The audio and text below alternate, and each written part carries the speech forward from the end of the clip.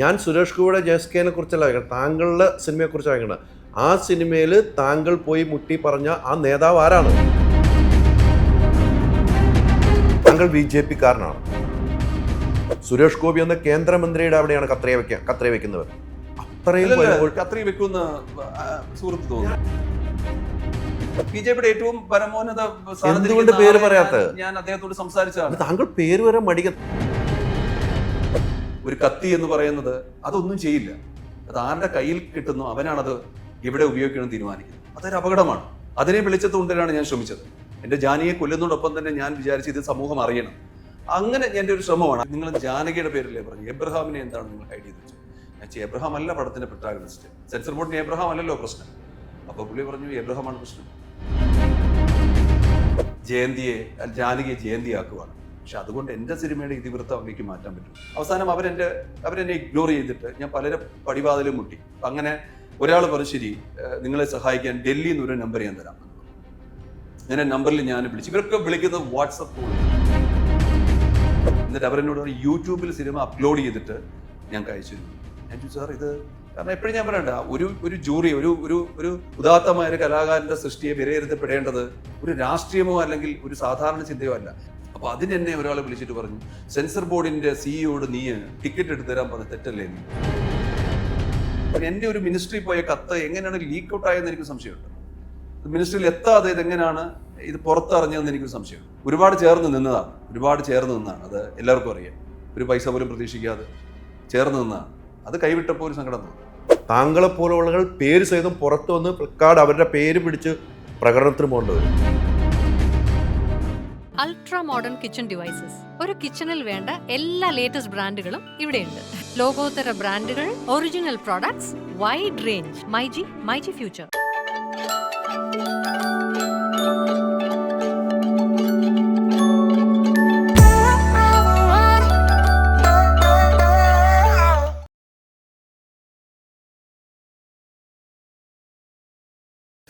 നമസ്കാരം.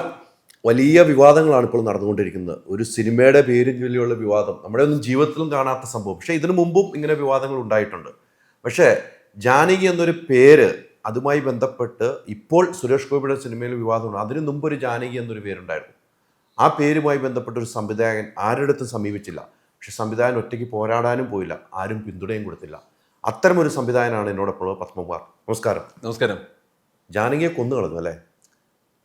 ഞാൻ കൊന്നതല്ല, ആരൊക്കെയോ കൊന്നതാണ്. ആരാണെന്ന് പറയാൻ പറ്റുമോ? സെൻസർ ബോർഡ് എന്ന് പറയാൻ പറ്റത്തില്ല. കാരണം അതെന്തുകൊണ്ടാണ് അങ്ങനെ പറയാൻ പറ്റാത്തത്? കാരണം സെൻസർ ബോർഡും ഞാനും ഒക്കെ ആരുടെയൊക്കെയോ രീതികളിൽ കാര്യങ്ങൾ ചെയ്യണമെന്ന് ആഗ്രഹം. ഞാൻ സെൻസർ ബോർഡ് മെമ്പർ. അതാണ് ഞാൻ താങ്കളെ വിളിച്ചിട്ടുണ്ട് ഒരു വിവാദം വന്നപ്പോൾ സെൻസർ ബോർഡിൽ ഇരിക്കുമ്പോൾ. അതെ. ശരിക്കും അത് കൊന്നതല്ല. കാരണം അവിടെ സെൻസർ ബോർഡിന്റെ പരിധിയിൽ കൊല്ലാനാണെങ്കിൽ ഞാനും ഇതറിയാം, കൊലപാതകം അറിയും. പക്ഷെ അവിടെയൊക്കെ ഒരു സേഫായിട്ട് അതിന് ജന്മം കൊടുത്തിട്ട് ഒരു ഭ്രൂണവുമായിട്ടാണ് നമ്മൾ അവരുടെ മുമ്പിൽ ചെല്ലുന്നത്. ഇത് ജനങ്ങളുടെ മുമ്പിൽ ഇതിനെ ജനിപ്പിക്കണമെന്ന് ഇത് ചെല്ലുമ്പോൾ അവരതിനെ ചികിത്സയൊക്കെ കൊടുത്തിട്ട് കുഴപ്പമില്ല, ഇപ്പം പ്രസവം നടക്കും, അങ്ങനെ പ്രസവിച്ച് പുറത്തേക്ക് പോയതാണ്. പക്ഷെ അതിൻ്റെ പ്രധാന വാതിൽ കടന്ന് പുറത്തേക്ക് വരണമെങ്കിൽ ഇതിൻ്റെ ഒരു ചെയർമാൻ എന്ന് പറയുന്ന ഒരു പോസ്റ്റ് ഇരിക്കുന്ന ആൾക്കാരുണ്ട്. അവരനുവാദം കൊടുക്കണം. അവിടെയാണ് കൊലപാതകം നടന്നത്. ചെയർമാൻ കൊല്ലംകാരനാണല്ലോ? അല്ല, അത് മലയാളിയല്ല, അദ്ദേഹം ബോംബെയിലാണ് അവർ. സെൻസർ ബോർഡിലെ ഒരു ചെയർമാൻ കൊല്ലം. അതായത് നമ്മളൊക്കെ ധരിച്ചിരിക്കുന്ന ഈ സെൻസർ ബോർഡിന്റെ മുഴുവൻ അധികാരവും തിരുവനന്തപുരം കേന്ദ്രീകൃതമാണെന്നാണ്. അവിടെ അദീം തൗഫിൽ എന്ന് പറഞ്ഞ ഒരാളാണ് അവിടുത്തെ. ഞാൻ അദ്ദേഹത്തിന് ഫോൺ വിളിച്ചിട്ട്. അദ്ദേഹം RO ആണ്, റീജിയണൽ ഓഫീസർ. ഓക്കെ. അപ്പൊ അവർക്കൊരു പരിധിയുണ്ട്. ഇപ്പൊ ഒരു 60 ഒരു ഫീച്ചർ ഫിലിം അങ്ങനെയുള്ള കാര്യങ്ങളൊക്കെ പൂർണ്ണ അധികാരം കൊടുക്കുന്നത് ഹെഡ് ഓഫീസിലാണ്, അത് ബോംബെയിലാണ്. ഇപ്പം ഇവിടെ നിന്ന് അധികാരം കൊടുത്ത് കുഴപ്പമില്ല, നമ്മുടെ കേരളത്തിന്റെ പശ്ചാത്തലത്തിൽ ഈ സിനിമ നല്ലതാണെന്ന് പറഞ്ഞപ്പോൾ അവിടുന്ന് അതിനുള്ള അനുവാദം കൊടുക്കും. അവിടെയാണ് തടയപ്പെട്ടത്, അവിടെയാണ് കൊലപാതകം നടന്നത്. ഇത് വെറുതെ കൊലപാതകമല്ല, ഈ ജീവനും പിടിച്ചുകൊണ്ട് ഈ ഭ്രൂണവും പിടിച്ചുകൊണ്ട് ഞാനൊരു യാത്ര ചെയ്തതാണ്, പലരുടെയും പടിവാതിലിൽ മുട്ടിയതാണ്. ഈ പറയുന്ന നമ്മളൊക്കെ ഇപ്പോഴും വലിയ വിഗ്രഹങ്ങളെന്ന് വിചാരിച്ചുകൊണ്ടിരിക്കുന്നവരുടെ പടിവാതിലിൽ ഞാൻ മുട്ടിയിട്ട് എന്നെ ഒന്ന് സഹായിക്കുമെന്ന് പറഞ്ഞപ്പോഴും അവർക്ക് മുഖം തിരിഞ്ഞ് നടന്നു പോയതാണ്. എനിക്ക് ഏറ്റവും വലിയ അതിശയം തോന്നി, ഇവരെല്ലാവരും കൂടി ഇപ്പൊ ഇറങ്ങാൻ പോകുന്ന സുരേഷ് ഗോപി സിനിമയ്ക്ക് അവര് പ്രസ്താവന നടത്തി. അങ്ങനെയൊന്നും നമ്മുടെ സമൂഹത്തിൽ പാടില്ല. ജാനകി ആരുടെയും സ്വന്തമല്ല എന്നൊക്കെ പറയുമ്പോൾ ഇവരോട് തന്നെ ഞാൻ ചോദിച്ചതാണത്, നിങ്ങളൊന്ന് സഹായിക്കുമെന്ന്. അവർ പിന്നീട് എൻ്റെ ഫോൺ എടുത്തിട്ടില്ല.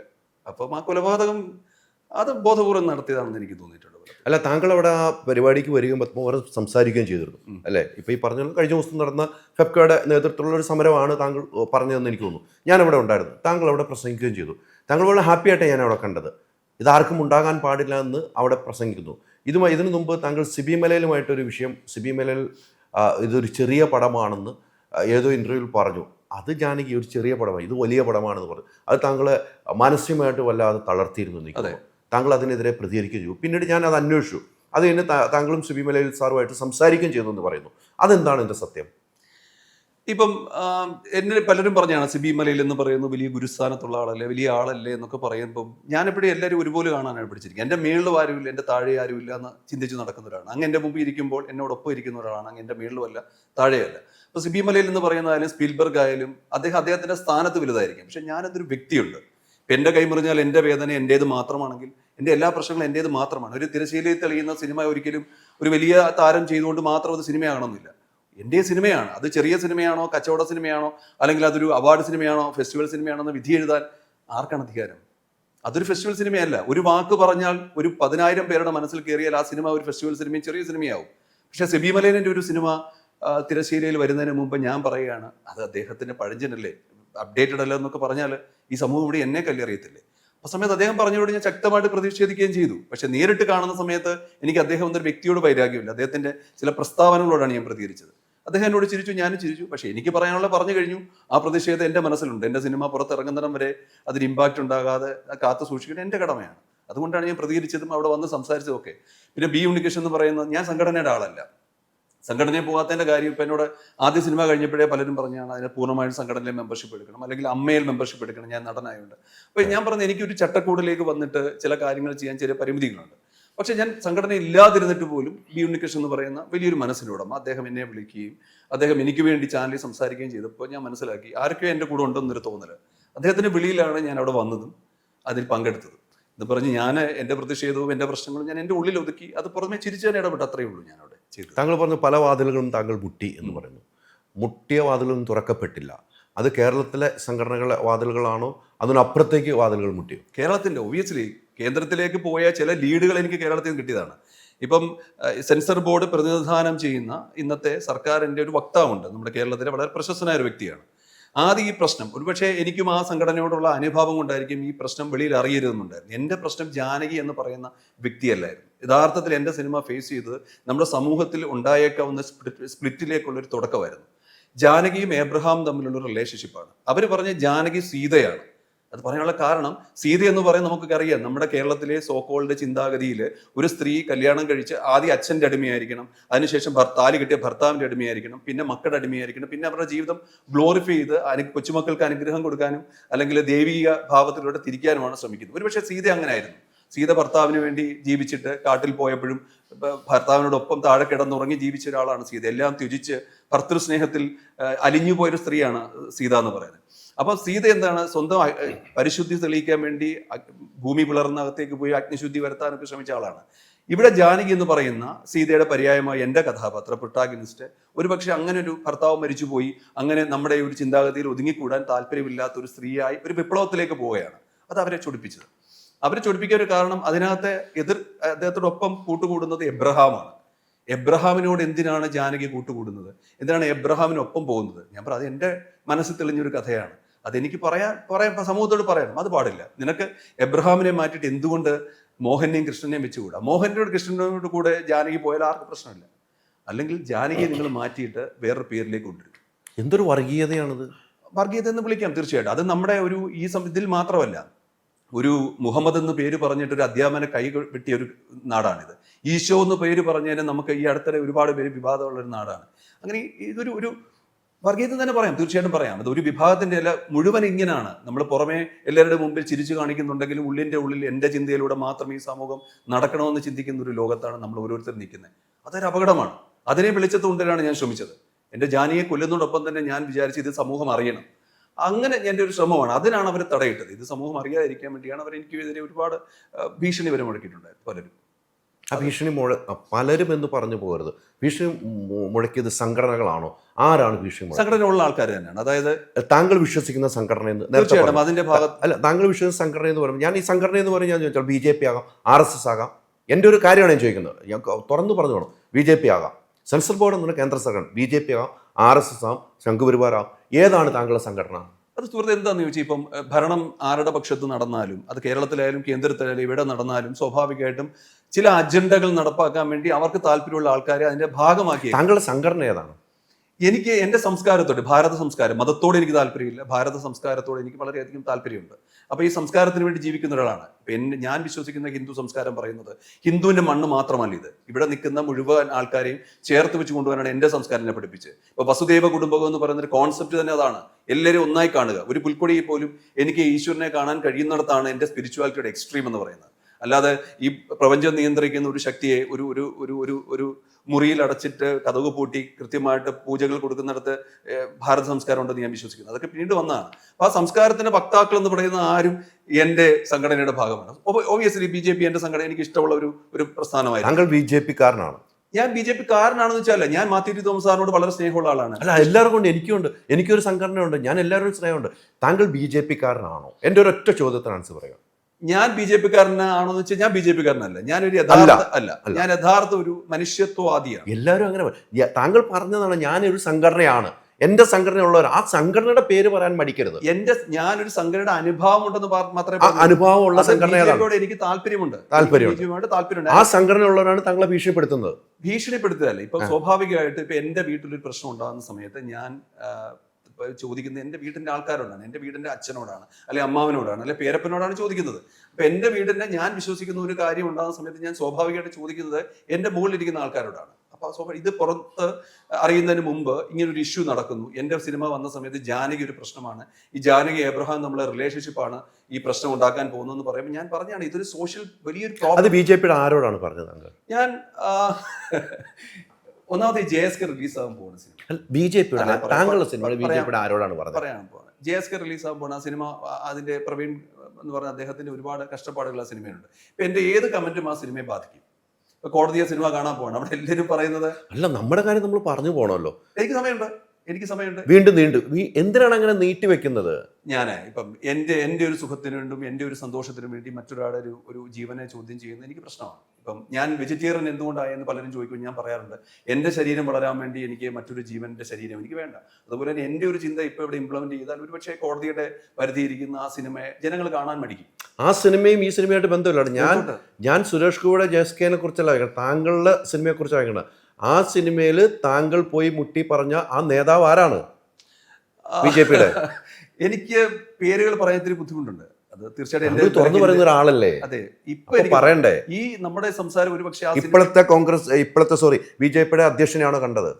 BJPയുടെ ഏറ്റവും പരമോന്നത എന്തുകൊണ്ട് പേര് പറയാത്ത? ഞാൻ അദ്ദേഹത്തോട് സംസാരിച്ചതാണ്. താങ്കൾ പേര് വരാൻ മടിക്കുക. താങ്കൾ എല്ലാം സിബി മലയാളിന്റെ വിഷയത്തിൽ താങ്കൾ പ്രതികരിച്ചു ഇല്ലേ? ശക്തമായി പ്രതികരിച്ചു. ഉണ്ണികൃഷ്ണൻ താങ്കൾ വിളിച്ച ഉണ്ണികൃഷ്ണനെ താങ്കൾ അഭിനന്ദിച്ചു. പിന്നെ എന്തുകൊണ്ട് താങ്കളെ ഭീഷണിപ്പെടുത്തിയ ഒരു BJPയുടെ നേതാവിനെ അല്ല, താങ്കൾ പോയി മുട്ടിയ BJPയുടെ നേതാവിന്റെ പേര് പറയാൻ മടിക്കുന്നു? കേട്ടെ, ഞാൻ അദ്ദേഹത്തോട് സംസാരിച്ച സമയത്ത് അദ്ദേഹം എന്നോട് പറഞ്ഞ മറുപടി, എനിക്ക് അതിനുള്ള സമയമില്ല, എനിക്ക് ഒരുപാട് ജോലികളുള്ള ഒരു മനുഷ്യനാണ്, നിങ്ങൾ എന്നെ വിളിച്ചത് തന്നെ തെറ്റാണെന്ന് എന്നോട് പറഞ്ഞു. ആ പേര് പറയൂ. അത് കേട്ടെ, അപ്പം തെറ്റാണെന്ന് പറഞ്ഞു. അപ്പം ഞാൻ സ്വാഭാവികമായിട്ടും ആ ഫോൺ അദ്ദേഹത്തിന്റെ കോളിൽ തന്നെ കട്ട് ചെയ്യുകയായിരുന്നു. അതിനുശേഷം അദ്ദേഹം പറഞ്ഞ് മറ്റൊരാൾ എന്നെ വിളിച്ചിട്ട് സംസാരിച്ചപ്പം ഇദ്ദേഹത്തെ പോലെ ഒരു ഉന്നതനായ വ്യക്തിയെ വിളിക്കാൻ നിങ്ങൾക്ക് എന്താണ് യോഗ്യത എന്നോട് ചോദിച്ചു.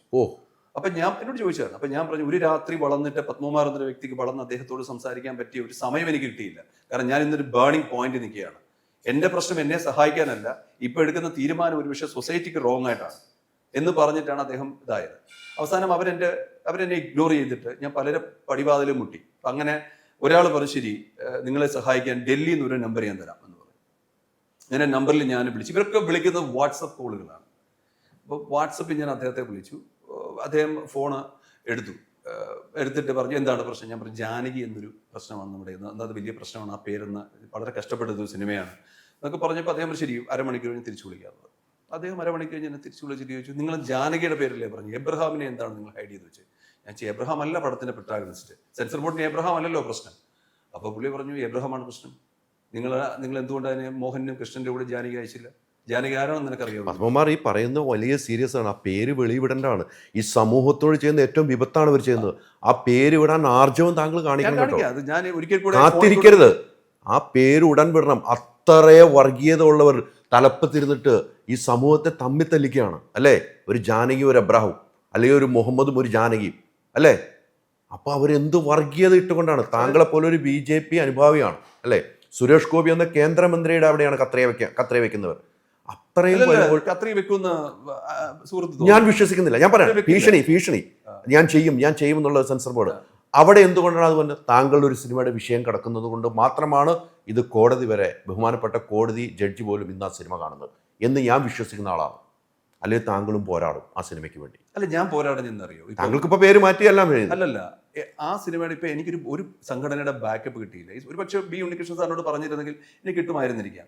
ഈ പറയുന്ന എൻ്റെ ഒരു പ്രൊഡക്ഷൻ സൈഡ് അത്ര വലിയ ഹെവി പ്രൊഡക്ഷൻ സൈഡ് ഒന്നുമല്ല. ആ സിനിമ മാത്രമാണ് എൻ്റെ. ഇപ്പം സിബി മലയിൽ പറഞ്ഞ പോലെ അതൊരു ചെറിയ സിനിമയാണ്, ഫെസ്റ്റിവൽ സിനിമ. ശരിയാണ്, ഒരു സൂപ്പർ സ്റ്റാറിന്റെ മുഖം എന്ന സിനിമയ്ക്കില്ലായിരിക്കാം, അല്ലെങ്കിൽ അതിന്റെ പുറകിൽ ബിഗ് ബഡ്ജറ്റ് ഇല്ലായിരിക്കാം, അല്ലെങ്കിൽ ഇടിച്ചു കയറുന്ന കാറോ അല്ലെങ്കിൽ തീപാറുന്ന ഡയലോഗോ സിനിമയില്ലായിരിക്കും. പക്ഷെ സിനിമ വലുതാണ് അതിന്റെ ഇതിവൃത്തം കൊണ്ട്.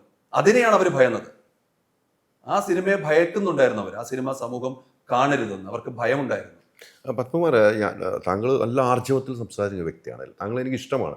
താങ്കൾ അന്ന് ആ പ്രസംഗം കേട്ടതിന് ശേഷം താങ്കളായിരുന്നു നമുക്കൊന്ന് ഇരിക്കണം എന്ന് പറഞ്ഞു. ആ താങ്കൾ വന്നിട്ടും നല്ല ആർജവത്തോടെ സംസാരിക്കുമ്പോഴും എൻ്റെ ചോദ്യത്തിൽ നിന്ന് താങ്കൾ മാറിപ്പോകുന്നു, വേറെ എവിടെയൊക്കെ എത്തുന്നു. അത് എനിക്ക് ഞാൻ ഇൻ്റർവ്യൂ എടുക്കുന്ന എൻ്റെ സമൂഹം കാണും. താങ്കൾ പറയേണ്ട പേര് പറയാൻ ഭയക്കേണ്ട കാര്യമില്ല. താങ്കളെ ഫോണിൽ വിളിച്ചവരെ ഭീഷണിപ്പെടുത്തി. അത് ഏത് നേതൃത്വം പറയാതെ ഫോണിൽ വിളിച്ച് ഭീഷണി സംസാരിച്ചത് ഒരിക്കലും കേരളത്തിന്റെ ഒരു വക്താവല്ലായിരുന്നു. അല്ല, അതുകൊണ്ടാ പറഞ്ഞത് നമുക്ക് ഡൽഹിക്ക് പോകണ്ടേ, നമുക്ക് മുംബൈക്ക് പോകണ്ടേ, ഹൈദറിലേക്കും പോകണം, ഡൽഹിക്കും മുംബൈക്കും. ഞാനും ഭാവിയിൽ ഒരു സിനിമ എടുത്തു, എനിക്ക് പോകണ്ടേ. അന്നും ഇവരാണെങ്കിലോ എന്നെ കൊല്ലില്ലേ, അത് പറയണ്ടേ. താങ്കൾ പറഞ്ഞാൽ അയാളുടെ അടുത്തേക്ക് എനിക്ക് പോകാതിരിക്കാമല്ലോ. എന്നെ പോലെ താങ്കളെ പോലെ 100 കണക്കിന് സംവിധായകർക്ക് അവരുടെ അടുത്ത് പോകാതിരിക്കാം. ഈ കസേരയിൽ ഞാൻ ഒരുപാട് ഇരുന്നിട്ടുള്ളതാണ്. അതുകൊണ്ട് തന്നെയാണ് താങ്കൾക്കേ പറയാൻ കഴിയൂ. കേരളത്തിലെ ഒരുപാട് പ്രശസ്തരായ ആൾക്കാർ താങ്കൾക്ക് പറയാൻ കഴിയുള്ളൂ.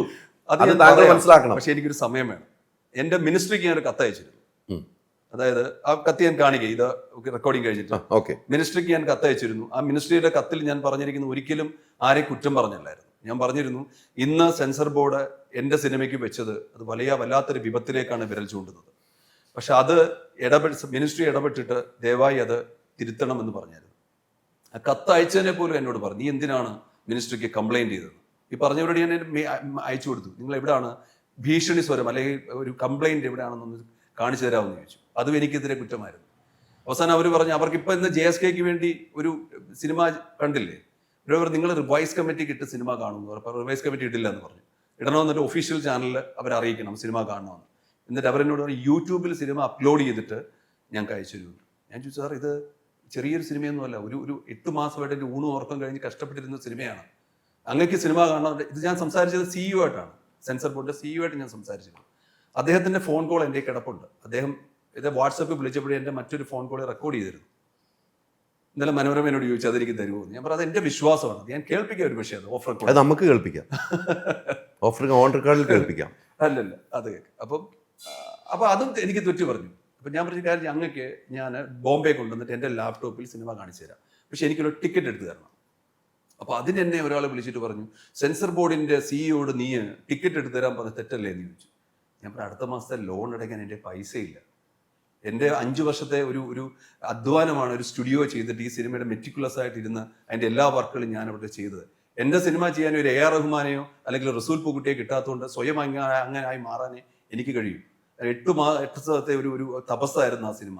അതിനെ ഓരോ മാസവും ഞാൻ എൻ്റെ വീടിൻ്റെ ചെലവ് തള്ളി നീക്കിയത് അത് അങ്ങേക്ക് പറഞ്ഞ് മനസ്സിലാവില്ല എന്ന് പറഞ്ഞു. അതുകൊണ്ടാണ് എനിക്ക് ടിക്കറ്റ് എടുത്തവർ വരാൻ പറ്റാത്തതെന്ന് ഞാൻ കരഞ്ഞവരോട് പറഞ്ഞു. അവസാനം എല്ലാ വാതിലും അടഞ്ഞപ്പോൾ ഏറ്റവും ഈ പറയുന്ന ഒരു വ്യക്തിയോട് ഞാൻ കരഞ്ഞിട്ട് പറഞ്ഞു, അങ്ങ് എന്നെ സഹായിക്കേണ്ട, ഞാൻ ഇതിവിടെ വെച്ച് നിർത്തി ജാനകിയെ ജയന്തിയാക്കുവാണ്. പക്ഷെ അതുകൊണ്ട് എൻ്റെ സിനിമയുടെ ഇതിവൃത്തം അങ്ങേക്ക് മാറ്റാൻ പറ്റുമെന്ന് ചോദിച്ചു. ഒരു ബോട്ടിൽ തേൻ വെച്ചിട്ട് അതിന്റെ പുറത്തെ തേനല്ല അത് വിഷമെന്ന് എഴുതിയാൽ അതിൻ്റെ അകത്തെ കണ്ടന്റിന്റെ മധുരം അങ്ങേക്ക് മാറ്റാൻ പറ്റുമെന്ന് ചോദിച്ചു. വിടിയില്ല. അതാണ് ഞാൻ ചെയ്തത്. എന്തായാലും ഈ ഒരു വലിയൊരു സിനിമ ഇറങ്ങട്ടെ, അവരുടെ ആ കണ്ടന്റിന്റെ മധുരം മാറാതിരിക്കുമെങ്കിൽ താങ്കൾ പേര് പറയണം. ഈ ഇന്റർവ്യൂവിലെ കണ്ടന്റിന്റെ മധുരം മാറാതിരിക്കും താങ്കൾ പേര് പറയണം. ഒരിക്കൽ കൂടി ഞാൻ വരാം, എന്നെ അനുവദിക്കുമെങ്കിൽ. അന്ന് ഞാൻ ഇവിടെ വെച്ച് പറയാം, ആദ്യം എൻ്റെ സിനിമ എന്ന് ഇറങ്ങട്ടെ, അത് ആദ്യം കുറച്ച് സംസാരിക്കട്ടെ. എനിക്ക് പറയാനുള്ളത് ആ സിനിമ കുറിച്ച് സംസാരിക്കും. എൻ്റെ ഫസ്റ്റ് പടം മൈ ലൈഫ് പാർട്ട്ണർ സ്വവർഗ പ്രണയത്തിനെ കാലത്തിന് മുമ്പേ നിന്നപ്പോൾ അന്ന് എന്നെ ഇവിടെ എല്ലാവരും ഡിസ്ട്രിബ്യൂട്ടേഴ്സ് അസോസിയേഷൻ വരെ എൻ്റെ പടം ബാൻ ചെയ്തതാണ്. ഫഹദും ജയസൂര്യയും സിനിമയിലുണ്ടായിരുന്നെങ്കിൽ തിയേറ്ററിന്റെ തിരശ്ശീലയിൽ ആ സിനിമ തെളിയുമെന്ന് പറഞ്ഞപ്പോഴും ഞാൻ കരഞ്ഞില്ല. പക്ഷെ ഇന്ന് ഞാൻ അതേ അനുഭവിക്കുകയാണ്. കാലത്തിന് മുമ്പേ നടക്കുന്ന ഒരു സിനിമയാണിത്. അതിനുശേഷം ആ രീതിക്കുള്ള സിനിമകൾ വന്നു. കാതൽ വന്നപ്പോഴത്തേക്ക് ഉദാത്തമായ സിനിമ വന്നു. ശരിയാണ്, അസാധ്യ ട്രാൻസെൻഡ് വന്നു, അതിന്റെ പടം എല്ലാം വന്നു. വന്നു. ഇത് ഇന്ന് ഞാൻ ഇറക്കിയിട്ട് 5 വർഷം കഴിയുമ്പോൾ അടുത്തൊരു സിനിമ ഇതുമായിട്ട് ഇറങ്ങും. പ്രായമായ ആൾക്കാർക്കും അവരുടെ വികാരങ്ങളുണ്ടെന്ന്. അതായത് ശരീരം ചുളിയുന്നെന്നും പറഞ്ഞ് അവരുടെ മനസ്സ് ചുളിയുന്നില്ല. ഇപ്പോഴും ഒരു ചെറുപ്പക്കാരൻ്റെ അത്ര വികാരവും ചിന്തകളും ഉള്ളതാണ് ഓരോ പ്രായമായ ആൾക്കാരും. അവരാരും എക്സ്പയറി എടുത്ത ആൾക്കാരല്ല. അതാണ് നമ്മൾ പറയാൻ ശ്രമിക്കുന്നത്. ഒരുപാട് വൃദ്ധസദനങ്ങൾ ഇങ്ങനെ കുമിഞ്ഞു കൂടുമ്പോഴേ ഒരിക്കൽ ഞാൻ അവിടെ ചെന്നപ്പോൾ എന്നെ ചേർത്ത് പിടിച്ചിട്ട് ഒരു സ്ത്രീ പറഞ്ഞതാണ്, സുഖമാണോ മോനെ എന്ന്. ആ ചേർത്ത് പിടിക്കലും ഞാൻ അറിഞ്ഞിരുന്നു. അവർക്കൊരു സാമീപ്യം ആരുടെയോ. അതിന് കാമോന്ന വികാരമൊന്നും പറയാൻ പറ്റത്തില്ല. ഒരു തുണ. ഈ സിനിമയിൽ എൻ്റെ കഥാപാത്രം ചോദിക്കുന്നുണ്ട്, എബ്രഹാമിന്റെ ഏറ്റവും വലിയ ആഗ്രഹം എന്താണെന്ന് ചോദിക്കുന്നുണ്ട്. അപ്പൊ എബ്രഹാം പറയുന്നുണ്ട്, എന്നെങ്കിലും എന്നെ മനസ്സിലാക്കുന്ന ഒരു തുണയുണ്ടായിരുന്നെങ്കിൽ, ഫ്രണ്ട് ഉണ്ടായിരുന്നെങ്കിൽ ആഗ്രഹിച്ചു പോയത്. അപ്പം ഈ എനിക്ക് തോന്നുന്നു ഈ സെൻസർ ബോർഡിലെ അംഗങ്ങളെ മാത്രം കുറ്റം പറയുന്നില്ല, താങ്കൾ ട്രിവാൻഡ്രത്ത് പറയുന്നില്ല എന്ന് പറഞ്ഞു. ഇതിന്റെ മോൾ ബോംബെയിലാണ്. പക്ഷെ അവിടെ രാഷ്ട്രീയം കടന്നു വരുന്നു അല്ലേ? താങ്കൾ സെൻസർ ബോർഡിന്റെ അംഗമായിരുന്ന BJP കാരനായോണ്ടാണ് ഇരുന്നത്, അല്ലെങ്കിൽ താങ്കൾ ഇരിക്കില്ല. താങ്കൾ BJP കാരനായോണ്ട് സെൻസർ ബോർഡിൽ ഇരുത്തി. ഞാൻ താങ്കൾ വിളിച്ച് ഏത് വിഷയത്തിലാണെന്ന് എനിക്ക് ഓർക്കുന്നില്ല. മമ്മൂട്ടി സാറിന്റെ പ്രശ്നം നാഷണൽ അവാർഡിൽ നേരത്തെ ഞാൻ താങ്കളെ വിളിച്ചു, നമ്മൾ വിളിച്ച് സംസാരിച്ചിരുന്നു. കറക്റ്റ്. എനിക്കിപ്പോഴും ഓർക്കുന്നു, താങ്കളെ നമ്പർ എടുത്ത് ഞാൻ വിളിച്ചു. താങ്കൾ ആ സെൻസർ ബോർഡിലുകൊണ്ടാണ് താങ്കളെ ഞാൻ വിളിച്ചത്. അപ്പോൾ അന്ന് BJP ആയതുകൊണ്ടാണ് താങ്കൾ ആ സെൻസർ ബോർഡ് വരുന്നത്. BJP ആയതുകൊണ്ട്. അപ്പോൾ രാഷ്ട്രീയവൽക്കരിക്കുന്നു ഓരോ സെൻസർ ബോർഡിനും. അതിന് താങ്കൾ ഇനിയെങ്കിലും കൂട്ടു നിൽക്കുമോ? ഇല്ല, ഒരിക്കലും ഇല്ല. ഇനിയൊരു നാഷണൽ ജൂറി അത് തെറ്റാണെന്ന് കണ്ടെത്തിയില്ല. ഇനി ഒരു നാഷണൽ ജൂറിയിലോ ഒരു സെൻസർ ബോർഡിൽ എന്നെ വിളിച്ചാൽ ഞാൻ പോകില്ല. എനിക്ക് വേണ്ട. അത് എൻ്റെ കപ്പ് ഓഫ് ടീ അല്ല, ഞാൻ പോകില്ല. കഴിഞ്ഞ നാഷണൽ അവാർഡിന് അവിടെ ചെന്നപ്പം ഞാൻ നോക്കിയതാണ് എന്തുകൊണ്ട് നൻപകൽ നേരത്തെ മയക്കമില്ല എന്നൊരു സിനിമ. കാരണം ഞാൻ ഒരുപാട് ആരാധിച്ചിരിക്കുന്ന ഒരാളാണ് മമ്മൂട്ടി സാറ്. മമ്മൂട്ടി സാറ് മാത്രമല്ല, ആ സിനിമ എനിക്ക് ഒരുപാട് ഇഷ്ടമായിരുന്നു. അപ്പോൾ സ്വാഭാവികമായിട്ട് നമുക്ക് ഇഷ്ടമുള്ള ലിസ്റ്റിലുള്ള സിനിമകൾ നോക്കുമല്ലോ. അപ്പോൾ നോക്കിയ സമയത്ത് ഇത് കണ്ടില്ല. അപ്പോൾ ഒരിക്കലും നമുക്ക് അവിടെ വെച്ച് ആ പോസ്റ്റിൽ ഇരിക്കുമ്പോൾ നമുക്ക് സംസാരിക്കാൻ പറ്റില്ല. അപ്പോൾ ഞാനിവിടെ വന്ന് ആ പോസ്റ്റിൽ നിന്ന് ഇറങ്ങിക്കഴിഞ്ഞിട്ട് ഞാൻ ലിജോ പല്ലിശ്ശേരിയെ മെസ്സേജ് അയച്ചിട്ട് ചോദിച്ചു, നിങ്ങളെന്ത് പടം അയക്കാൻ? അപ്പോൾ അദ്ദേഹം അയച്ചു എന്നാണ് പറഞ്ഞത്. ഞാൻ മമ്മൂട്ടി സാറിന് മെസ്സേജ് അയച്ചു, അദ്ദേഹം അയച്ചു എന്നാണ് പറഞ്ഞത്. അന്ന് ഞാൻ തിരിച്ചിരുന്നു, എന്തുകൊണ്ടാണ് അവർ, മമ്മൂട്ടി സാറിന് ഒരു സിനിമ പോലും ഇല്ലായിരുന്നു. പക്ഷെ ഇന്ന് എനിക്ക് തോന്നുന്നു അവർ ചിന്തിച്ചത് ശരിയാണെന്ന് തോന്നുന്നു. ഇപ്പം എന്നോട് പറഞ്ഞിരുന്നു, ഇത് അവർ പറഞ്ഞു കേട്ട ജയന്തി മാറ്റിയില്ലെങ്കിൽ സർക്കാർ പ്രതിനിധാനം ചെയ്യുന്ന ഒരു ഫെസ്റ്റിവലിലും നാഷണൽ അവാർഡിലും ടോക്കൺ നമ്പർ ഉണ്ടാവില്ല എന്ന് എന്നോട് പറഞ്ഞാണ് അവർ. എനിക്കറിയാം ഈ സിനിമകൾ ഇഫിയിലോ നാഷണൽ അവാർഡിലോ ഉണ്ടാവില്ല, എത്ര കരുത്തുള്ള സിനിമയാണെങ്കിലും. ഒരുപക്ഷെ അതവർ മുൻകൂട്ടി കണ്ടതായിരിക്കാം. ഇത് മാത്രമല്ല, എല്ലാ സർക്കാരുകളും അങ്ങനെയാണ്. ഞാൻ പറയാറുണ്ട്, നാഷണൽ അവാർഡിൽ ഇപ്പോൾ അടൂർ ഗോപാലകൃഷ്ണൻ സാറിന്റെ സിനിമ നാഷണൽ അവാർഡിൽ അല്ലെങ്കിൽ സംസ്ഥാന അവാർഡിൽ വരുവാണെങ്കിൽ ആ ജൂറിയിൽ അദ്ദേഹത്തെക്കാട്ടി മേളെ ചിന്തിക്കുന്ന അംഗങ്ങളുണ്ടായിരിക്കണം, അല്ലെങ്കിൽ ആ സിനിമ വിലയിരുത്തപ്പെടില്ല. ആട്ടം എന്നൊരു സിനിമ ഇപ്രാവശ്യം റെക്കമെൻഡ് ചെയ്തൊരു വ്യക്തിയായിരുന്നു ഞാൻ. പക്ഷേ നമ്മുടെ സൗത്തിൽ നിന്ന് കയറിപ്പോയ സിനിമയല്ല. ഞാൻ എൻ്റെ പ്രതിഷേധം രേഖപ്പെടുത്തിയിട്ടെന്നാണ് നാഷണൽ അവാർഡ് ജൂറി തിരിച്ചു വന്നത്. കാരണം എപ്പോഴും ഞാൻ പറയണ്ട, ഒരു ജൂറി ഒരു ഉദാത്തമായ ഒരു കലാകാരന്റെ സൃഷ്ടിയെ വിലയിരുത്തപ്പെടേണ്ടത് ഒരു രാഷ്ട്രീയമോ അല്ലെങ്കിൽ ഒരു സാധാരണ ചിന്തയോ അല്ല. സെൻസർ ബോർഡ് സിനിമാക്കാർ വേണമെന്ന് ഞാൻ പറയുന്നില്ല. സെൻസർ ബോർഡ് സിനിമാക്കാർ വേണ്ട ആവശ്യവുമില്ല. പക്ഷേ ചിന്തിക്കുന്ന ആൾക്കാരുണ്ടായിരിക്കണം. ഒരു സിനിമയെ വിലയിരുത്താൻ പറ്റിയ ഒരാളുണ്ടായിരിക്കണം. നമുക്കൊക്കെ അറിയാം, ഒരു ഡോക്ടർ ഒരു കത്തിയുടെ കാര്യം അന്ന് ഇവിടെ പറഞ്ഞ പോലെ, ഒരു കത്തി എന്ന് പറയുന്നത് അതൊന്നും ചെയ്യില്ല. അത് ആരുടെ കയ്യിൽ കിട്ടുന്നു അവനാണത് എവിടെ ഉപയോഗിക്കണം തീരുമാനിക്കുന്നത്. ഒരു ഡോക്ടറുടെ കയ്യിൽ കത്തി കിട്ടിയാൽ അവനൊരു ജീവൻ രക്ഷിക്കും. പക്ഷെ കൊലയാളിയുടെ മുമ്പിൽ ഒരു കത്തി കിട്ടിയാൽ അത് ജീവൻ എടുക്കും. സെൻസർ ബോർഡ് അത് തന്നെയാണ്. ഏത് സർക്കാരും സംഘടനകളും അങ്ങനെ ആയിരിക്കണം. ഉപയോഗിക്കാൻ കരുത്തുള്ളവന്റെ കൈ മാത്രമേ കൊടുക്കാവൂ, അല്ലെങ്കിൽ അത് സമൂഹത്തിൽ വലിയ വിപത്തുണ്ടാവും. ഇത് ഇന്നും ഇന്നലെ തുടങ്ങിയതല്ല അല്ലേ? ഞാൻ കഴിഞ്ഞ ദിവസം അന്നോട് ബെന്നി നായരമ്പലത്തിന്റെ ബൈറ്റ് എടുത്തപ്പോൾ അദ്ദേഹം പറഞ്ഞു, റാഫിസാറിന്റെ പടമല്ലേ മറ്റേ കല്യാണരാമൻ, അതെ, അത് പേര് മാറ്റണമെന്ന് സെൻസർ ബോർഡ് ആവശ്യപ്പെട്ടു. അതെ, രാമൻ. അന്ന് എന്നോട് പറഞ്ഞാണ്, അന്നു മുതൽ കടക്കുന്നു, അന്നു മുതൽ ഇവരുണ്ട്, അന്നു മുതൽ ഇങ്ങനെയുണ്ട്. എന്നിട്ടും ഒരു മാറ്റം സംഭവിക്കുന്നില്ല. മാറില്ല. എങ്ങനെ മാറാന്? അല്ല, ഇത് പണ്ടും ഉണ്ടായിട്ടുണ്ട്. ഇപ്പം പൊന്മുട്ട ഇടുന്ന തട്ടാൻ എന്നൊരു സിനിമ എന്നോട് പറഞ്ഞത്, തട്ടാന്മാര് ഇറങ്ങുമെന്ന് പറഞ്ഞു താറാവാക്കി എന്നോട് പറഞ്ഞത് ഇദ്ദേഹമാണ് സ്ക്രിപ്റ്റ് റൈറ്റർ. നമ്മുടെ ആരാണ്? ശ്രീനിവാസ സാറായിരുന്നു. ശ്രീനിവാസ സാറല്ലോ, സംവിധാനം ചെയ്തല്ലേ അദ്ദേഹം. സത്യൻ സാറിന്റെ പടമല്ലേ? സത്യൻ സാറിന്റെ ഇദ്ദേഹം കൂടെ ഉണ്ട്. അദ്ദേഹത്തിന്റെ പേരെന്നാണ് നമ്മുടെ ശ്രീചേട്ടനായിട്ട് എപ്പോഴും പാലേരി, അദ്ദേഹത്തിന്റെ പേരെന്നാ? എൻ്റെ ഒരു ഇന്റർവ്യൂവിൽ പറഞ്ഞ് പേര് പറഞ്ഞു എനിക്കട്ടോ. അദ്ദേഹം എൻ്റെ ഇന്റർവ്യൂവിൽ പറഞ്ഞ ഈ കഥ പറഞ്ഞാണ്. അത് വലിയ വിവാദമുണ്ടായി. വലിയ വിവാദമായിരുന്നു. അദ്ദേഹത്തിന്റെ സ്ക്രിപ്റ്റ് റൈറ്ററാണ് അദ്ദേഹം. രഘുനാഥ് ബലേരി. അദ്ദേഹം എൻ്റെ അടുത്ത് പറഞ്ഞു ആ കഥ എന്നോട് ഒരു മണിക്കൂർ, എൻ്റെ ഇന്റർവ്യൂവിൽ 1 മണിക്കൂറിന് 1/2 മണിക്കൂർ ഇതായിരുന്നു പറഞ്ഞു. പുച്ഛത്തോടു കൂടിയാ പറഞ്ഞു അദ്ദേഹം. അതെ, തട്ടാന്മാരെല്ലാവരും വരുമെന്ന്, പ്രശ്നമാവുന്നു സമൂഹത്തിൽ. അതെ. അവിടെയും എപ്പോഴും ഇവർ കാണുന്നത്, ഞാൻ ഇന്ന് മുതൽ ഇപ്പോൾ മുതൽ ഞാൻ ശ്രദ്ധിച്ചു തുടങ്ങിയപ്പോൾ കാണുന്ന അന്ന് മുതൽ എടുക്കുമ്പോൾ ചില ഹിന്ദു പേരുകളോ ചേർത്താൽ ഇവർക്ക് പ്രശ്നമാണ്. താങ്കൾ പത്മകുമാർ അല്ലാതെ ഇത് ഐദർലിയാണ് ഈ സിനിമ ഡയറക്റ്റ് ചെയ്തിരുന്നെങ്കിലുള്ളൂ ഇവിടെ കൊലപാതകം നടന്നത്. തീർച്ചയായിട്ടും അല്ലേ? അതെ, അതാണ് വ്യത്യാസം. അത് മാറുമോ എന്ന് ചോദിച്ചത് അറിയില്ല. അത് മാറ്റാനുള്ള എല്ലാവരും തെരുവിലേക്ക് ഇറങ്ങേണ്ടി വരും. താങ്കളെപ്പോലുള്ളവർ പേര് സഹിതം പുറത്തു വന്ന് പ്ലക്കാർഡ് അവരുടെ പേര് പിടിച്ച് പ്രകടനത്തിന് പോകേണ്ടി വരും. അപ്പോഴേ അവരറിയുള്ളൂ ആരാണ് ആ വ്യക്തി എന്നുള്ളത്. അല്ല, ഞാൻ എപ്പോഴും പറയുന്നൊരു കാര്യമുണ്ട്. ഇപ്പം ഈ മതങ്ങളായാലും രാഷ്ട്രീയമായാലും എന്തായാലും മണ്ണിനെയും വെള്ളത്തെയൊക്കെ വിഭജിക്കുക. പക്ഷേ ഏതെങ്കിലും ഒരു രാഷ്ട്രീയ പാർട്ടി ഏതെങ്കിലും മതത്തിന്റെ ആൾക്കാരോ പറയുകയാണ് ഇത് ഹിന്ദുവിന്റെ വായുവാണ്, ഇത് ക്രിസ്ത്യാനിയുടെ വായുവാണ്, അല്ലെങ്കിൽ ഇത് മറ്റവരുടെ വായുവാണ്, അത് മാത്രം നീ ശ്വസിക്കാവുന്ന ഏതെങ്കിലും ഒരാൾക്ക് പറയുകയാണെങ്കിൽ അതിൽ ഞാൻ വിശ്വസിക്കും, ഹൃദയം കൊണ്ട് വിശ്വസിക്കും. ആക്സിഡന്റിൽ കിടക്കുമ്പോൾ ആ ബ്ലഡ് ആരെയാന്ന് ആരെങ്കിലും നോക്കുന്നുണ്ടോ? നോക്കുന്നില്ല. ഇല്ല. പത്മകുമാരൻ എന്റെ ബ്ലഡ് വരും, എനിക്ക് പത്മകുമാരൻ ബ്ലഡ് വരും. അതെ, അല്ലെ? ആരെങ്കിലും നോക്കുന്നുണ്ടോ? അതെ, ആരും നോക്കുന്നില്ല. അല്ല, അത് മനസ്സിലാക്കാൻ ജനങ്ങളെ അനുവദിക്കുന്നുമില്ല. ജനങ്ങൾ എപ്പോഴും ഒരു മാസ്കിന്റെ പുറത്ത് ജീവിച്ചാൽ പലർക്കും നിലനിൽക്കാൻ പറ്റുമെന്ന് ചിന്തിക്കുന്ന ലോകത്തോടെ നമ്മൾ ഓരോരുത്തരും നടക്കുന്നത്. അതിന്റെ വിപത്താണത്. പറയാറുണ്ട് ഞാനിവിടെ ഇന്ത്യ നിൽക്കത്തില്ല, അവിടെ കാനഡ സെറ്റിലാണെന്നൊക്കെ പറയുമ്പോൾ അന്ന് ഞാൻ തമാശരെടുത്തു. ചിലരുടെയും മനസ്സിന്റെ പ്രശ്നമായിരിക്കും പക്ഷേ അതാ നല്ലതെന്ന് ഇപ്പൊ തോന്നി തുടങ്ങിയില്ലേ? അല്ലേ? ഒരു പരിധി വരെ എന്ത് തോന്നുന്നു. അതാണ്.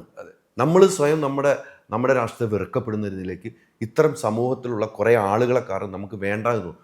നമ്മളെന്നും ഇഷ്ടപ്പെടുന്ന നമ്മുടെ ഇന്ത്യയാണ്, അല്ലേ? അതെ. ആ ഇന്ത്യയെ നമ്മൾ നെഞ്ചോട് ചേർത്ത് പിടിക്കും. ഏത് രാഷ്ട്രീയക്കാരും വന്നാലും ഇന്ത്യയാണ് എൻ്റെ നാട് എന്ന് ചങ്കൂറ്റത്തോട് പറയുന്നവരാണ് നമ്മളെല്ലാം. പക്ഷെ ഇത്തരം ആളുകളുണ്ടെങ്കിൽ അല്ല, ഇതിനകത്ത് ഇപ്പം ഞാൻ കേന്ദ്ര സർക്കാരിലേക്ക് തന്നെ ഫോക്കസ് ചെയ്യും.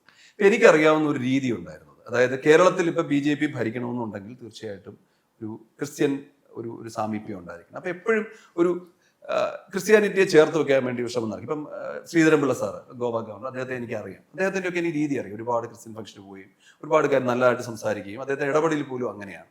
പക്ഷേ ഇതിൻ്റെ ഇൻ ബിറ്റ്വീൻ കുറച്ച് ആൾക്കാരുണ്ടെന്ന് എനിക്ക് തോന്നിയിട്ടുണ്ട്. ഇവരുടെ ഒരു ഇടപെടൽ ഭയങ്കര ശക്തമാണ്. ഇപ്പം സെൻസർ ബോർഡിൽ ഇരിക്കുന്ന CA ഉൾപ്പെടെ അദ്ദേഹം പറഞ്ഞൊക്കെ കേൾക്കുമ്പോഴേ ഇത് കുറച്ച് പേര്, അദ്ദേഹത്തിന്റെ പേരെന്താണ്? ഒരു പേര് അദ്ദേഹം നീണ്ടൊരു പേരാണ്, ഒരു ഹിന്ദി മനുഷ്യനാണ് അദ്ദേഹം. അത് പറയാം ഞാൻ. അപ്പോൾ അദ്ദേഹം ഉൾപ്പെടെ ഈ പറയുന്ന ഒരു ചിന്തയുണ്ട്. അതൊരിക്കലും അത് ഒരു തലപ്പത്തിരിക്കുന്നവർ അറിയുന്നുണ്ടോ എന്നറിയില്ല. പിന്നെ എൻ്റെ ഒരു മിനിസ്ട്രി പോയ കത്ത് എങ്ങനെയാണ് ലീക്ക് ഔട്ട് ആയെന്ന് എനിക്ക് സംശയമുണ്ട്. മിനിസ്ട്രിയിൽ എത്താതെ ഇതെങ്ങനെയാണ് ഇത് പുറത്തറിഞ്ഞതെന്ന് എനിക്ക് സംശയമുണ്ട്. ഞാൻ മിനിസ്ട്രിക്ക് ഒഫീഷ്യലായിട്ട് അയച്ചൊരു മെയിലാണ്. ആ മെയിൽ മിനിസ്ട്രിയിൽ എത്തിയിട്ടില്ല, കാരണം എനിക്ക് റിപ്ലൈ വന്നിട്ടില്ല. മിനിസ്ട്രി ചെല്ലുന്ന എല്ലാ മെയിലുകളുടെയും റിപ്ലൈ വരണമെന്നാണ്, പക്ഷെ അത് വന്നിട്ടില്ല. അപ്പൊ ഇതിനകത്ത് നമുക്ക് കുറച്ച് ട്രാൻസ്പെറൻസി വേണം. എവിടേക്കോ സംതിങ് ഫിഷി എന്ന് പറഞ്ഞ പോലെ എന്തൊക്കെയോ നടക്കുന്നുണ്ട്. ഇത് ടോപ്പിൽ അറിയുന്നുണ്ടോ, അത് ഇനി ഇൻ ബിറ്റ്വീൻ ആൾക്കാരുടെ ഇതാണോ എന്നൊന്നും നമുക്ക് അറിയത്തില്ല. അതുകൊണ്ടാണ് ഞാൻ പല പേരുകളും പറയാതെ പോകുന്നത്. ഈ പേര് പറയാതിരിക്കുന്നതിന് കാരണം അദ്ദേഹം നേരിട്ട് ഇടപെട്ടില്ല, അദ്ദേഹം ഒഴിവാക്കുകയാണ് ചെയ്തത്. എന്നോട് സംസാരിക്കേണ്ട, അത് എന്റെ വിഷയമല്ല എന്ന് തന്നെ പറഞ്ഞു. അതിനുശേഷം വേറെ ആളുകൾ ഫോൺ വിളിച്ചല്ലോ. ഓരോരുത്തരും വിളിക്കുമ്പോഴും അവരൊക്കെ അവരുടെ വിഷയമല്ല എന്ന് പറയുന്നത്. ഒരു കാര്യം ഉറപ്പാണ്, കേരളത്തിലല്ല, എല്ലാം കേന്ദ്രത്തിലായിരുന്നു ഇടപെട്ടത്. ഇത് മേലോട്ടാണ് എനിക്ക് വന്ന ബോംബെ ഓഫീസിന് ബന്ധപ്പെട്ടാണ് എനിക്ക് വന്ന കോഴ്സും ഇടപെടലും. ഞാൻ ചോദിച്ചല്ല, കേരളത്തിലെ ഒരു BJP നേതാക്കളുമായിട്ടല്ല ഈ പ്രശ്നങ്ങൾ കൂടുതലുണ്ടായത്. ഞാൻ BJP നേതാക്കൾ സംസാരിച്ചു, പലരും സംസാരിക്കുമ്പോഴല്ല അവർ ഡൈവേർട്ട് ചെയ്ത കോൾസ് ആണ് ഇൻ ബിറ്റ്വീൻ. ഇവർ വിചാരിച്ചാൽ അവരെ സംസാരിച്ച് റെഡിയാക്കും എന്നൊക്കെ എന്നോട് പറഞ്ഞത്. കേരളത്തിലെ എനിക്ക് നേരിട്ട് കേന്ദ്രത്തിലേക്ക് ബന്ധപ്പെടാൻ പറ്റില്ലല്ലോ. ഇവർ സ്വയമാണ്, ഇവരിൽ കൂടാണ് പോയത്. അല്ല, താങ്കളെ പോലെ ഒരു BJPയുടെ കൂടെ യാത്ര ചെയ്തിട്ട് ഈ അനുഭവം, കേന്ദ്രമന്ത്രിയായ സുരേഷ് ഗോപിക്ക് ഈ അനുഭവം, ഇത് എടുത്തു പറഞ്ഞ സുരേഷ് ഗോപിയുടെ അനുഭവം. പക്ഷെ സുരേഷ് ഗോപി ഇന്ന് വരെ മിണ്ടിയിട്ടില്ല. സുരേഷ് ഗോപി പറഞ്ഞു എന്ന് പറഞ്ഞ് എൻ്റെ രാഷ്ട്രീയമാണ്, സിനിമകാരാണ്, ഞാൻ അതിൽ ഇടപെടില്ല എന്ന് പറഞ്ഞു. അതിനോട് എനിക്ക് യോജിക്കാൻ പറ്റില്ല. ഞാൻ അറിഞ്ഞത് അങ്ങനെയാണ്. അത് ഞാൻ യോജിക്കാൻ പറ്റില്ല. കാരണം എനിക്ക് എൻ്റെ സിനിമ എൻ്റെ രാഷ്ട്രീയം എന്ന് പറയാൻ പറ്റത്തില്ല. അതൊക്കെ തെറ്റായിട്ടുള്ള കാര്യമാണ്.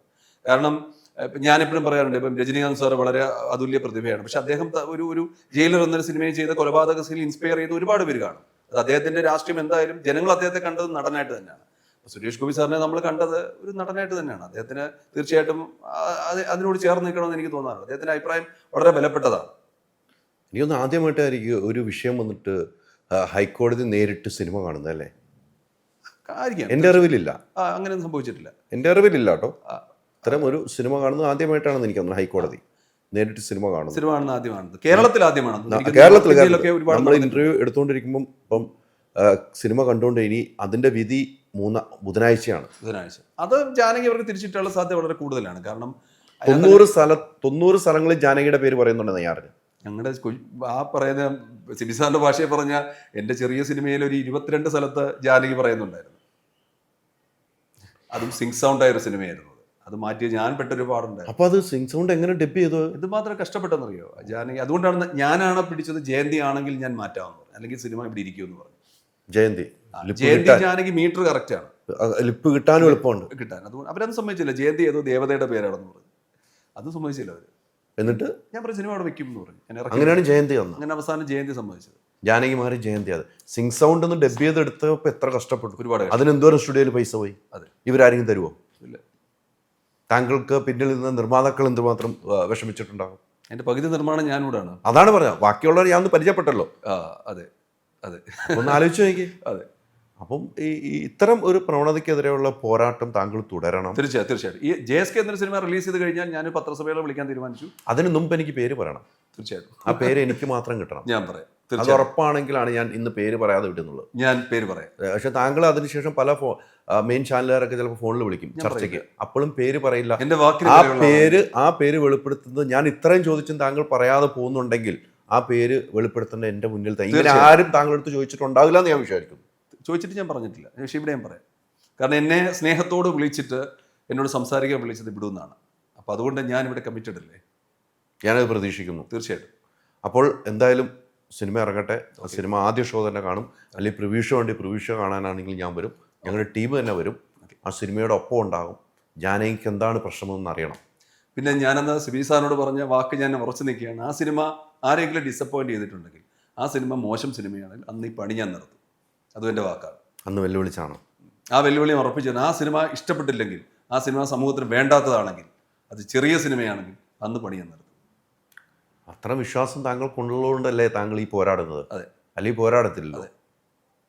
ഒരിക്കലും 5 വർഷം ഞാൻ സിനിമയ്ക്ക് വേണ്ടി ഗ്യാപ്പ് ഇട്ടാണ്. 5 വർഷം സിനിമ ചെയ്തില്ല. ഈ 5 വർഷം ഞാൻ എന്ത് ചെയ്യുമെന്ന് ചോദിച്ചാൽ സിനിമയിൽ അപ്ഡേറ്റ് ചെയ്യുകയായിരുന്നു. ഞാൻ എല്ലാവരും പറയുന്നതാണ്. എബ്രഹാം ലിങ്കണോട് ഒരിക്കൽ ഒരാൾ ചോദിച്ചു, 6 മണിക്കൂർ നിങ്ങൾക്ക് മരം വെട്ടാൻ, കാട് വെട്ടാൻ കിട്ടുകയാണെങ്കിൽ നിങ്ങൾ എന്ത് ചെയ്യുമെന്ന് ചോദിച്ചു. അദ്ദേഹം പറഞ്ഞു, ആദ്യത്തെ 4 മണിക്കൂർ എൻ്റെ ആയുധത്തിൻ്റെ മൂർച്ച ഞാൻ കൂട്ടും, ബാക്കി 2 മണിക്കൂറേ ഞാൻ മരം വെട്ടുള്ളൂ. കഴിഞ്ഞ 5 വർഷം ഞാൻ പോളിഷ് ചെയ്യുമായിരുന്നു എന്നിലുള്ള സിനിമാക്കാരനെ. അതിൽ നിന്ന് പുറത്തിറക്കിയാണ് ഈ സിനിമ. അത്രയും ഒരു യാത്രയായിരുന്നു താങ്കൾ. അതെ അല്ലേ? താങ്കൾ ആദ്യ സിനിമ അഭിനയിച്ചത് അശ്വാരുടൻ, ഡയറക്റ്റ് ചെയ്ത് മൈ ലൈഫ് പാർട്ട്ണർ. എത്ര സിനിമയിൽ അഭിനയിച്ചു? 15 സിനിമയിൽ. 15 സിനിമയിൽ അഭിനയിച്ചു. ഇത് രണ്ടാമത്തെ സിനിമ ഡയറക്ഷൻ. ഞാൻ ലോഹി സാറിന് മുമ്പിൽ എത്തിയത് അഭിനയിക്കാനല്ല, സംവിധാന സഹായിയാണ്. നിവേദ്യ വില്ലൻ അല്ലേ? അതിലെ വില്ലനല്ലേ? അതെ. അത് ഇന്നലെ മിനിങ്ങാന്ന് ഞാനും ബാമ്പി ഒരുമിച്ചുണ്ടായിരുന്നു. കോഴിക്കോട് ഇനാഗ്രേഷൻ ഞങ്ങൾ ഒരുമിച്ചാണ് പോയത്. അപ്പോൾ ഈ പേര് പറഞ്ഞപ്പോൾ പെട്ടെന്ന് അത് ഓർമ്മ വന്നു. അതിലെ വില്ലനായിരുന്നു താങ്കൾ. അതെ. വില്ലൻ ലുക്ക് അന്നേ ഉണ്ട്. പുറമേ ഉള്ളൂ. ഇവിടെ വില്ലൻ ലുക്കിന് ഉണ്ടായിട്ടാണ് ഈ ഒരു നേതാവിൻ്റെ ഒക്കെ പേര് വരാൻ ഈ വില്ലന് ഭയം എന്ന് പറയാൻ എൻ്റെ ജീവിതത്തിലില്ല. ഭയമില്ല എനിക്ക് ഒന്നിന്, എന്നെ മാത്രം. നമ്മളിൽ മാത്രം നമുക്ക് ഭയം. എന്നെ ഭയമാണ്. വീട്ടുകാരൊക്കെ എന്ത് പറയുന്നു ഇപ്പം സുഖമായിട്ടിരിക്കും. ഈ വിഷയങ്ങളൊക്കെ അറിഞ്ഞു കഴിഞ്ഞപ്പോൾ? ഇതൊരു വിഷയമല്ലേ, അതുകൊണ്ട് ആ വിഷയമായിട്ട് തന്നെ അവർ പൊരുത്തപ്പെട്ടു പോവാണ്. ഇതൊരു വിഷയമാണ്. വിശ്വാസമുണ്ടായിരുന്നു, എനിക്കത് വിശ്വാസമാണെന്ന് തോന്നിയത്. അത് ഒതന്റിക് എല്ലാം തോന്നി. അതിപ്പോൾ താങ്കൾ വിശ്വസിക്കുന്ന പാർട്ടിയിൽ അടിയുറച്ച് വിശ്വസിച്ചാണ് മുന്നോട്ട് പോകുന്നത്. ഇപ്പം വിശ്വാസമാണത്. അത് നമുക്ക് വിശ്വാസമാണ്. ദൈവം ഒരു വിശ്വാസമാണ്, അത് സത്യമല്ലല്ലോ, വിശ്വാസമാണ്. ഞാൻ വിശ്വസിക്കുന്ന പാർട്ടിയും ഒരു വിശ്വാസമാണ്. ഇപ്പോൾ കൈവിട്ടു പോകുമ്പോൾ, അല്ല ഞാൻ എന്നെ കൈവിടുന്നില്ലല്ലോ. താങ്കളെ കൈവിടുമ്പോൾ വിട്ടെ, ഞാൻ അങ്ങോട്ട് പോയി ചേർന്നല്ലേ, എനിക്ക് തോന്നി എല്ലായിടത്തും ചേർന്നതല്ലേ. അപ്പം കൈവിടുന്നില്ലല്ലോ ആരും എന്നെ. ഒരാളെ വേണ്ടെന്ന് വെക്കണമെന്നുണ്ടെങ്കിൽ ആ ആൾ തന്നെ തീരുമാനിക്കണ്ടേ. ഞാൻ ഒരാളെ ഭയക്കണമെങ്കിൽ അത് ഞാൻ തീരുമാനിച്ചാലേ ഭയം ജനിക്കൂ. ചേർത്ത് പിടിക്കുമ്പോഴാ സുഖം, ചേർന്ന് നിൽക്കുമ്പോഴല്ല സുഖം. അതെനിക്ക് സങ്കടം തോന്നി കേട്ടോ. ഞാൻ ഒരുപാട് ചേർന്ന് നിന്നതാണ്. അത് എല്ലാവർക്കും അറിയാം. ഒരു പൈസ പോലും പ്രതീക്ഷിക്കാതെ ചേർന്ന് നിന്നതാണ്. അത് കൈവിട്ടപ്പോൾ ഒരു സങ്കടം തോന്നി. പറഞ്ഞത് ശരിയാണ്, കൈവിട്ടതാണ്. ഞാനത് മനസ്സിലെടുത്തിട്ടില്ലെങ്കിൽ കൈവിട്ടതായിരിക്കും ഒരു വിഷയം. യാത്ര തുടരുക, കൂടെ ഉണ്ടാകും. താങ്ക് യു, നന്ദി.